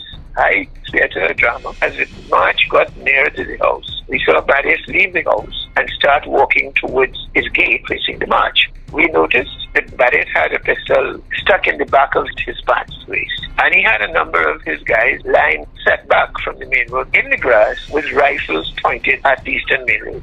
We didn't have a clue what the heck was going to happen now, and Badis walked very slowly towards the gate. The march by that time had reached to Badis' gate, the front line of the march. And one of the eeriest things you could ever experience, I think, was the march came to a stop and there was absolute silence stretching along the entire route of these thousands of people, going all the way from Chanfleur to Mont d'Or, Mont Hope, Mont Rambert, all the way back to Petit-Bourg. And everybody stopped. Nobody said a word. I think time stood still. I think nature stood still. There was maybe a mild breeze just to act as a theatre. And as Badis reached the gate, he stuck his right hand up in the air with a folded fist and he shouted, "Power to the people." Well, the march went crazy. And they took off at such a clip, we had trouble catching up with them. Eventually, they went through Kirep, and of course the side story there was UWI students had come out to wait at Kirep Junction to join the march, support, but Archbishop Pantin was due to join the march at the Kirep Junction. And eventually he said, later on he explained that high members of the Catholic Church prevailed upon him, persuaded him, don't do it, it would send the wrong message and stay out ahead. And so he relented. But I remember interviewing him and he said he was in support. And of course, he was trying to show his graciousness, his mercy, forgiveness, generosity, because the Black Power guys had gone into the cathedral and desecrated a number of the statues in there. So he didn't join the march. We followed the march down the southern main road through Kirep. As it swung into Karani, now we're expecting anything. So we get ahead of the march and we're looking back. And we saw East Indian mothers, fathers coming out, some joining the march. But to me, infinitely more striking, importantly, was they had put out drums with water and they were handing out cups and different containers of water to the marchers. And I said, this is unbelievable. The kind of come together that was happening. So again, I filed reports on that. And these reports were being carried, and the government and PNM supporting was getting more incensed. So as we proceeded through Karani with the march, our manager came on the radio and said to us, I thought you were going to shut down the coverage. We got a report, and Whitehall has complained that the reports are encouraging the responses and encouraging the march and stoking up people and so on. And what the program director, but he made the mistake perhaps, not being a Trinidadian, and he said to me, because he heard my reluctance and my pushback, and he said, you know, if you insist and you want to cover it, because he was sympathetic, they wanted the coverage, he liked it, but if you have to, just reduce the numbers when you're describing the response. And I said, Leo, there is no way I can do that. I can't do that. This is serious journalistic integrity you're interfering with it. I didn't say that much, but point blank, no, I can't do that. I won't do that. He said, all right, you know what? Head to the substation that 610 had in the Chaguanas area, and I will meet you all there. So let the team drive on. Don't go with the march still. Head there, and I'll meet you all and explain off air what the position is. And said, okay, that's an order we could live with. So we dropped out of the march at that point. So I never witnessed them getting deep into Caroni and crossing the bridge and doing the other things that the print media were able to capture. Went to the substation, and he came and we chatted. He explained all the political stuff going on, that the chairman of NBS Radio 610, which was by then twinned with TTT, to call it the National Broadcasting Service. Chairman was a fellow named George Lushington Bowen, Trinidadian Mexican fellow, who had been head of the public service, and he was very close with Eric, and Eric appointed him. But he came to the station and he spoke with the manager, Peter Pitts, and he explained the pressure that they were under politically, if we could tone it down a little bit. So, okay, it was moving the powers that be to that extent. We were employees and we could only push back so far. So that was the extent of the thing. That was the build-up.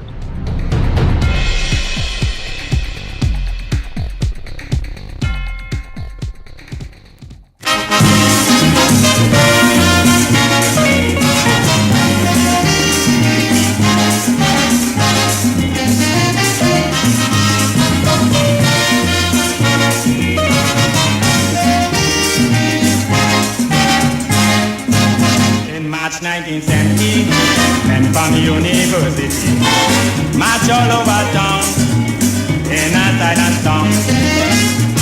But when they meet our business, they standing face to face. Then I know the silent song had a chorus in tongue. With the right hand in the air like a flower, and every man shouting power, power, power. With the right hand in the air like a tower, and every man shouting power, power, power.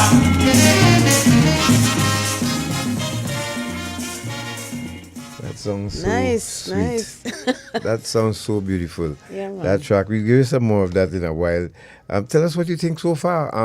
Forget Facebook, people. Try YouTube. Drop your comments. If you can on Facebook, those of you who get in the stay on, don't know why on a Sunday this happens. It's starting to bother us now to no end. But tell us what you think. Are you enjoying this trip down memory lane? Every time I hear Agito's, especially, commentary on it, it takes you inside the moment and everything. That's the storytelling that radio, his experience in radio will give you. So I hope you enjoyed that, and thank you again, Mr. Agito, for your recall of these significant moments in our nation's history. Now, for our audience, do you think if you were alive in those days, or if you were not, based on what you've heard, how has the society changed? How have we improved? Are we still in the same position? Have we learned from this history that we are retelling to you today? What breaks my heart, Natasha, and I'm speaking to you, the Afro-Trinidadian out there. I remember when I read Willie Lynch's theory of change, I vowed that I would never look at a black man and a black woman the same way again, ever, no matter who. I just wish that we were all still united as a people. We're not. This is probably, when you listen to Agito and Kambon and this march especially, the first time probably Indian and African unite on anything. Because they actually had to. And when you hear stories of how Indian people took care of African people during that time, in the march and all of that, some of them slept in the yards of some Indian people. And that was one of, so what happened now? What happened to us as a people in Trinidad and Tobago that we have to be going after each other on the ground and from the office? I would say, I know why that is, but I can't say it. Okay, well, but I just, whatever the reason is that I find it sad. I find it, and I want to use this opportunity to speak to the elders out there and the more senior elders. You see this radio program, Dependency? We are not averse to people correcting us, and whether constructive or destructive criticism, I welcome it. I got Sinclair, because this is what made me reach where I am today.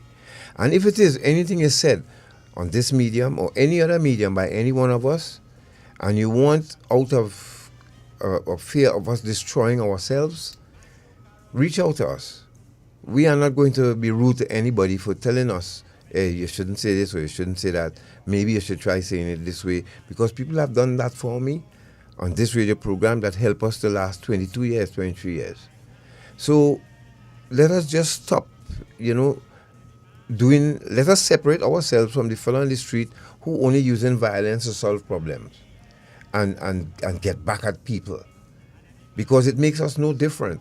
Who's supposed to be a cut above that still cannot use the gift that we have of conversation, and let's see if we could fix this, and let's all work together as a people to take this country forward. It'll be a sad day. That's just my thoughts. I would also add to that by saying I wish we could be more understanding and critical, have some critical thinking in terms of what we hear, what we consume, and what we believe.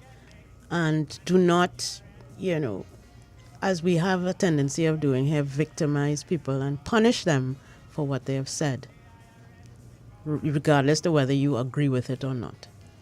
That is not cool either, especially when it's coming from people who look like you.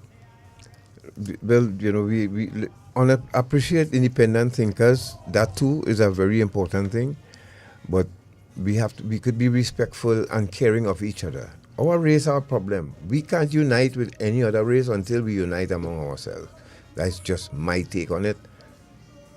I'm sorry if anybody's offended by me saying it, but still we have lots of work to do among our race of people. Let's go to Franklin, retired Commodore Franklin. Here we heard about Nelson Island and his contribution. Then let's hear what happened on Nelson Island. And this will be coming from Commander Franklin. After this, we take a break and we take some of your calls. I want this news I didn't want to share. I've been happy sharing it with you. But again, 3 students, this time from Brazil Secondary School, were rushed to hospital for ingesting cocaine, marijuana, and ecstasy. What? Yeah, simultaneously and collapsed at the school. That's, you see, and it's Brazil, and this is country, right? Brazil is a rural community, isn't it? They were all picked up by ambulance and taken to seek medical attention. Who given these children these drugs?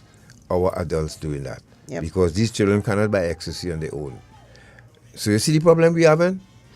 Let's go to Commodore Franklin, retired Commodore Franklin. Let's hear his take on Nelson Island and what happened there. And we return. If you're just joining us, you're listening to Dependency, and we are taking a walk through time, 1970. Short man, when you're ready, let's do this.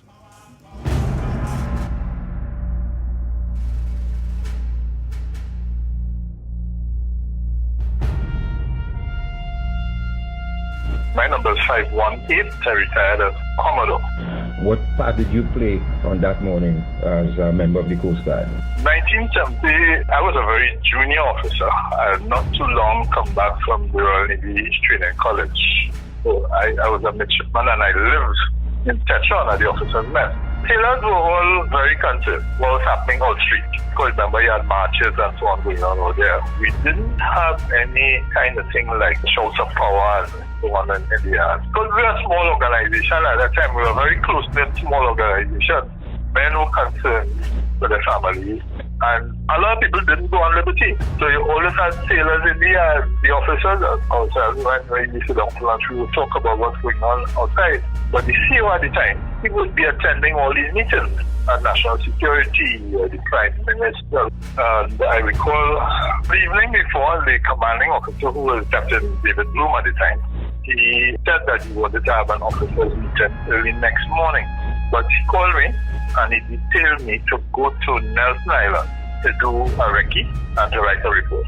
Didn't tell me what for. So I went with Seahawk. We had 2 large patrol boats and about 4 launches at the time. Seahawk was one of them. That was one of the boats we got from the police. So I went with Seahawk and a crew, went across to the island, spent for an hour and a half. Did a complete recce, took soundings by a little bit of a jetty there. They took soundings to know that a patrol boat can come alongside. That was Trinity and Colon Bay at the time.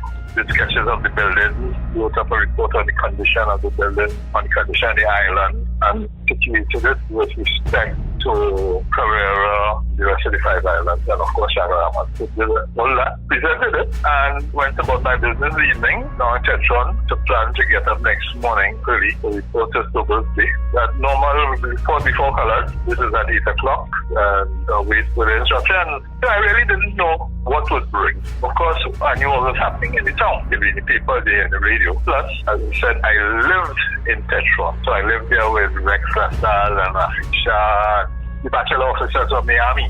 I did observe the kind of morale among the officers there. How things were heading south was Curtis Roach was the other bachelor Coast Guard officer, and Mervyn Williams. We used to go down to Tetron every day for lunch. So you got little snippets of things not right down in the camp, and we observed some of the behavior. So coming back to the morning, you called a meeting, and just before the meeting started, the young Franklin ditched Seahawk and go across and hold on to Nelson Island. I took a crew, and we just took charge of the island. I had a radio, and I'm hearing a lot of traffic on the radio. And I do about somewhere after 8, one of the patrol boats was approaching the island and came up with people on board. And they just discharged them on the island. Prisoners they have.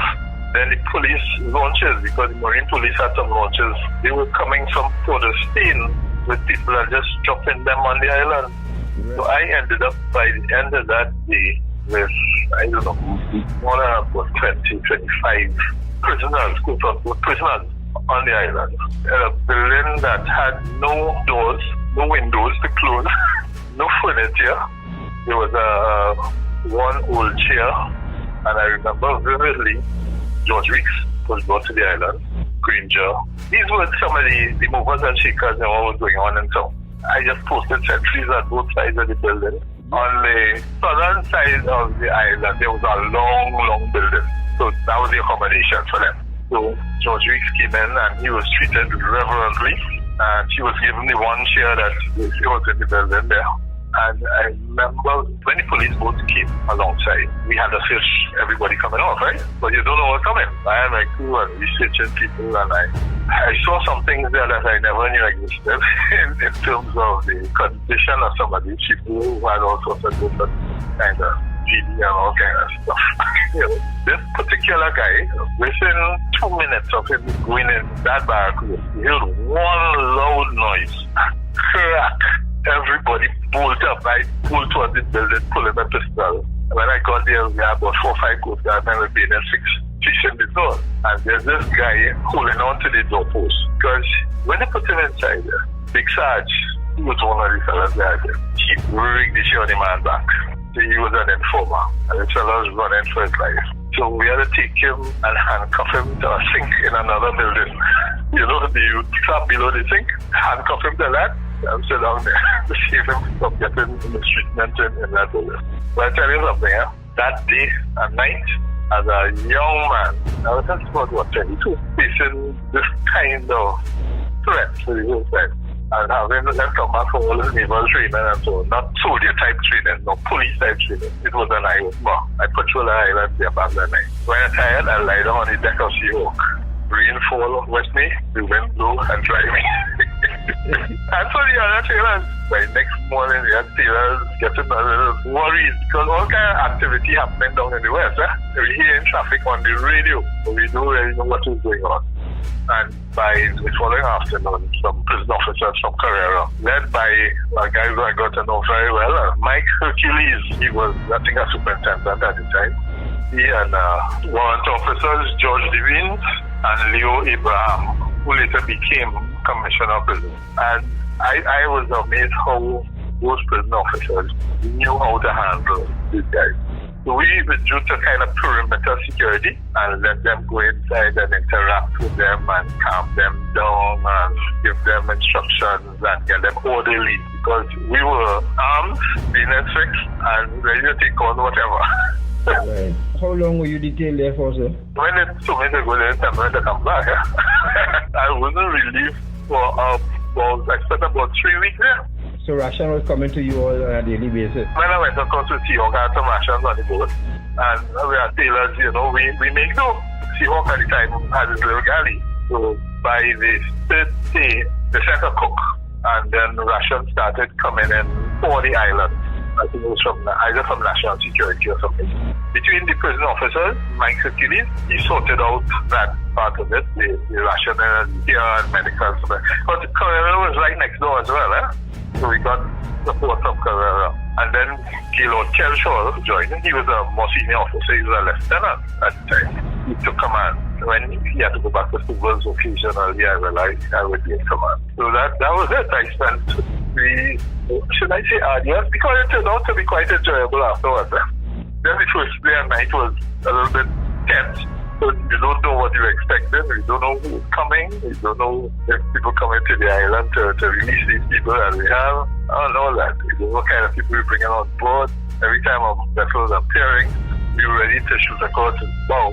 As we had to do with some pirogues that were coming close by us. So eventually we set up a zone that the vessels couldn't come with it.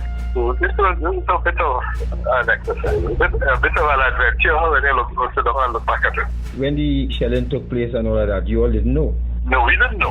We only heard on the radio that some kind of traffic going on, but we didn't know where the actual shelling was taking place. We thought we heard a sound or something, but remember, it's quite a few miles away, and that shelling is down in a hole. But we knew something was happening down there. When we came back to Stokesdale, I saw the bus kind of damaged. Remember, there was some shelling to bring down a hill, right? Coast Guard had a steel van at the time, and the pans were used to help block the road, and the pans get destroyed. And that was the end of the Coast Guard steel van. You always heard that Coast Guard were considered the blue-eyed boys of the Defense Force because of the role that they played in 1970. It had that sort of ambivalence, if you will. I can tell you there was that. We stuck our chest up a little bit. I mean, as a Coast Guard officer, I felt that I contributed to a settlement of an issue. Something that could have been a lot worse. Army is Army, Coast Guard is Coast Guard. We know something was happening. Well, I suspected some kind of thing was happening. One evening, I got down in the mess. There used to be a raft of the officers' mess.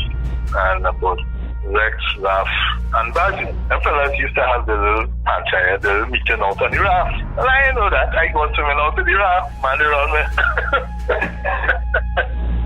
But it was surprising that this kind of thing happened. When I remember distinctly seeing when the Coast Guard patrol boat came alongside Nelson Island to discharge some people on the bridge with Stanley Johnson. He was looking really drawn. Also on that ship, I saw Julian Spencer, but they were headed up to Fuller State. So something was happening down there. The relationship between the regiment and Coast Guard, was it strained a bit? The sailors might have been a bit wary, but you have to remember the sailors, some of them have brothers who were in the army. They were a little bit wary. This thing happened, and they had their damn shelling and so on. So one or two of them might even have been traumatized. Among the officers, however, I think there was a distance to Stanley Johnson disappeared. There was the over commander, and there was policy decision to pull the two units close together.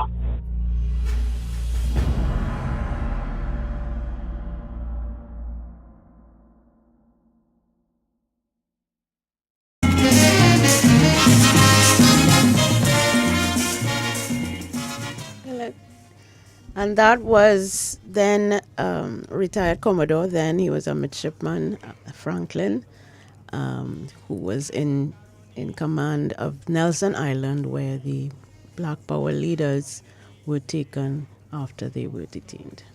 All right, folks, so that completes our journey for this morning of 1970. We hope you enjoyed this journey dedicated to the passing of Colonel Ronald Jeffrey, and he left the Parade Square for the last time on Friday. So safe journey to you and to all historians, history buffs out there, journalists who would appreciate content like this. And to those of you who stayed with us throughout, we thank you very, very much. Before of course, you have to thank the Ministry of National Security and Counter Trafficking Unit for providing this opportunity for you to take a walk through history with them. We hope it means something to you. We hope that some of the recommendations made will be at least given some thought. And there was another recommendation, as you mentioned, that I think it was Pearl who suggested that perhaps an award in the name of Private Bailey could be given to young soldiers for, excellent dedication to duty and something like that. So that's another good suggestion that we hope, yes, Private Bailey Award given to a young soldier who distinguished him or herself in some way in the military, to keep his memory alive and to identify his name with distinguished service in the Army. All right. Well, that's for the bosses to think about. I think the easier one too, that Luke Bailey corner, Luke Bailey way, Luke Bailey drive, whatever. Just a street side. Just to remember those two families, Yeah. It's a pity, but God was on their side that morning, because all of them were at home when the shelling started. I still can't get over that, and I don't think that family was ever really embraced after that, because they all left the country and never to return. Yeah. And it's, I'm sure you all remember when we spoke with Kenneth Luke how that was. I'm sure you all remember that. But folks, drunk or sober, let's come back to all reality in Trinidad and Tobago. Shortman, go to video H, please, before we take some calls. And when we come back, we go to G. It's really parade of the people who took part in this series. But let's go to video H. Trinidad and Tobago, pay attention to this. You adults who have children, grandchildren, nieces, nephews, pay attention to this, please. Let's go to that. And bear in mind that a local tobacco company has also brought out one of these devices for sale. Okay, so let's go to it, and we discuss when we return. And any man shouting power, power, power.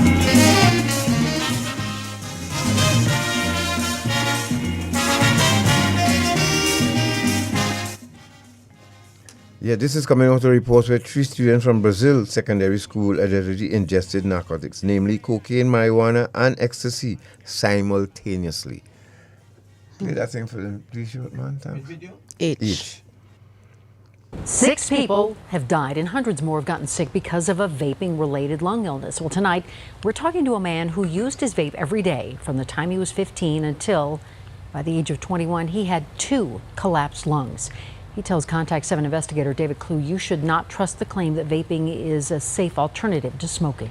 I would always argue how safe it was until it took effect on me. 1 year ago, the self-proclaimed vaping fanatic suffered a collapsed left lung. At this time, I didn't think vaping had anything to do with it, and I told him that, so I didn't stop. No, he did not. I liked the clouds, the nicotine. Then this summer, his love of vaping collapsed, along with his right lung. My chest just got really tight, and then I felt a sharp pain come through my back up to my chest. His choice of whether to quit had been flanked by his addiction. Now I believe it's vaping because it's the only thing I'm doing. His 6 days in the hospital costing his family thousands and costing him 30% of that right lung. A smoker gets the benefit of years of coughing, loss of taste and smell, warnings that something worse is on the horizon. But for vapors like Kyle, symptoms don't include a heads up.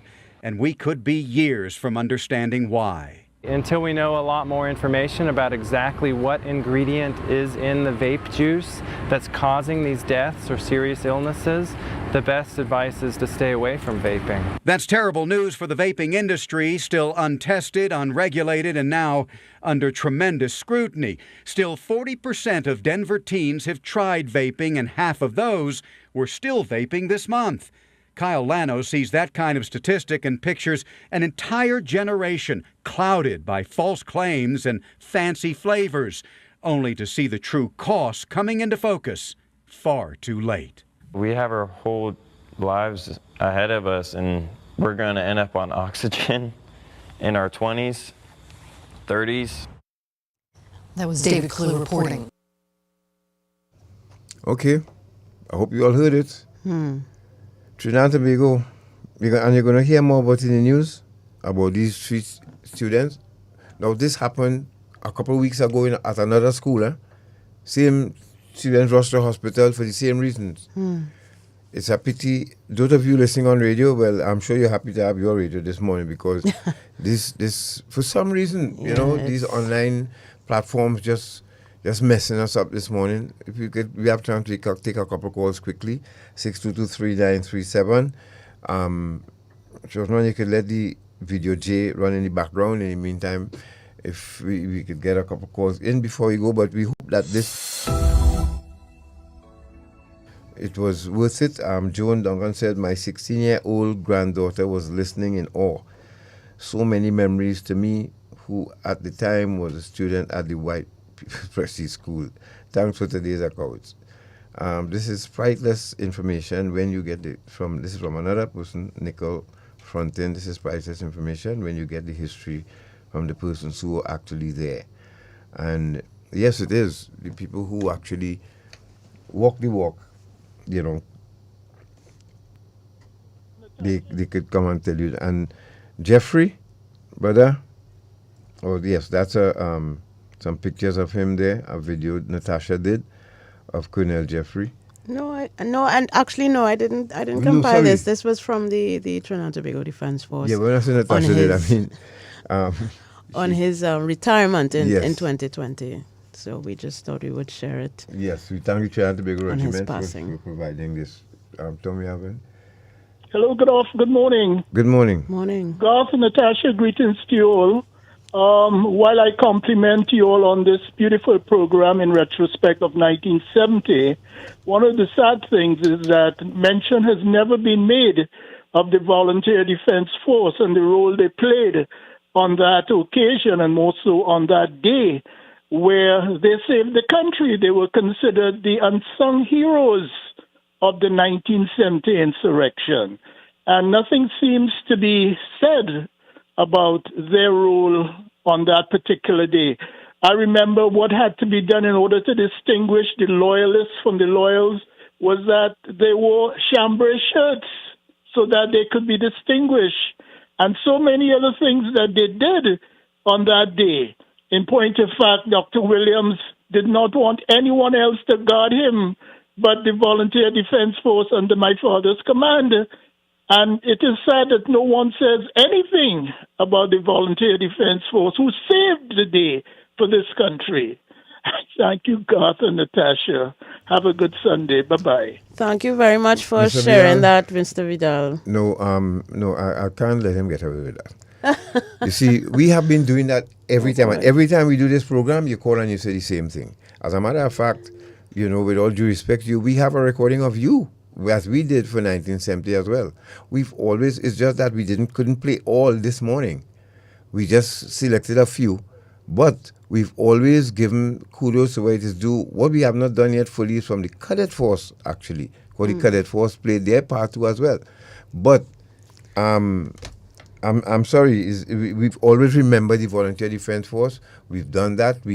As a matter of fact, in the show reel that we have your picture, Mr. Vidal. Yes. And your contribution, and you spoke to the Volunteer Defense Force. It's just that we didn't have time to do all of them this morning. Yep. You see how close we are to 12. Hello, good morning.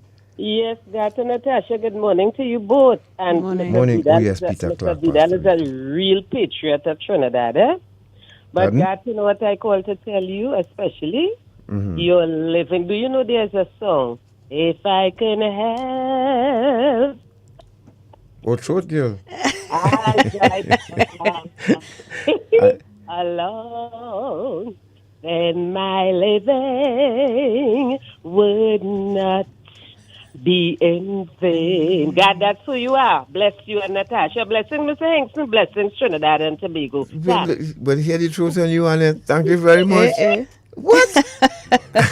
Hello, good morning. What? Annette. Hello, good morning. Good morning. We are a partner and a big choir man. Annette is choir master here. Morning to everyone. God, it wasn't instructive to me, Natasha, and God, is that Badis Sagan Mirage had a gun stuck in his waist. Yes. I won't there. Yes. Right? He had a gun stuck in his waist while the convoy was going up the road. Right? So that is just instructive to me. That part of what he said.